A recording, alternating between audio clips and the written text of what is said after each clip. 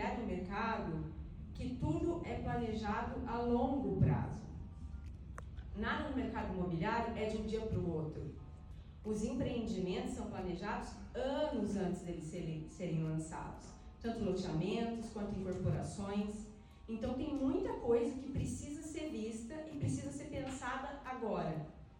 É isso que eu quero passar para vocês e para que vocês possam entender o que a gente já precisa ter atenção, eu vou passar brevemente, de uma forma bem rápida, o que essa reforma tributária trouxe de diferença, o que é que está mudando, o que é que não está, até para a gente colocar todo mundo na mesma página. Então, assim, a reforma tributária foi implementada pela Emenda Constitucional 132/2023.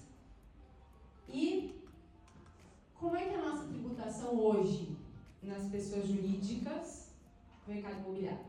A gente tem a tributação sobre a renda, né, imposto de renda da pessoa jurídica e contribuição social sobre o lucro. E a gente tem PIS, COFINS e resíduos tributários. O que são resíduos tributários? Resíduo tributário é aquilo que morre com o empreendedor. Então, se a gente for pensar, por um exemplo, um incorporador.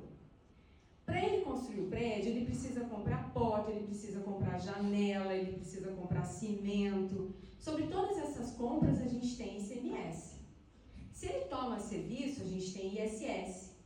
Mas para o incorporador, como ele não está sujeito à tributação pelo ICMS, o ICMS que ele pagou morre com ele, ele não consegue aproveitar. Isso é um resíduo que vem se formando ao longo da cadeia, por isso que a gente chama isso de resíduos tributários. E no mercado imobiliário, na verdade em todos os mercados, hoje a gente tem resíduo tributário. O imposto de renda e a contribuição social, eles vão permanecer, por enquanto. A gente já tem projeto de lei para ter uma reforma da renda, mas por enquanto ele fica igual. O PIS, COFINS e os resíduos tributários de ICMS, ISS e IPI vão sair para dar lugar ao IBS, a CBS e o imposto seletivo.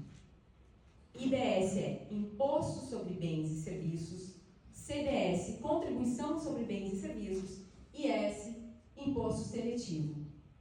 A IBS, que é o Imposto sobre Bens e Serviços, ele é de competência compartilhada entre os estados e os municípios. É um imposto só que para a gente chegar na alíquota dele, a gente vai somar a alíquota do município com a alíquota do estado. Então, por isso que a gente diz que é de competência compartilhada.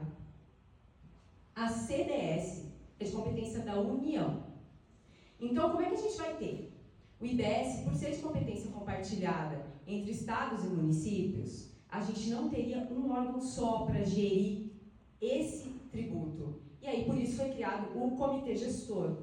Vocês vão escutar bastante de comitê gestor daqui para frente, porque é ele que vai ser o dono do dinheiro, até chegar no ciclo final da cadeia, que é quando ele vai liberar o valor recolhido para o sujeito ativo daquele tributo efetivo.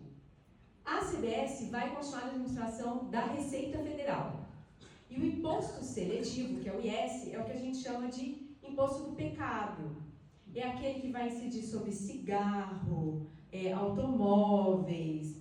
Por quê? Porque a reforma tributária trouxe o princípio da preservação do meio ambiente. Então, esse imposto seletivo vai onerar esse tipo de operação que considera-se, por exemplo, lesiva ao meio ambiente.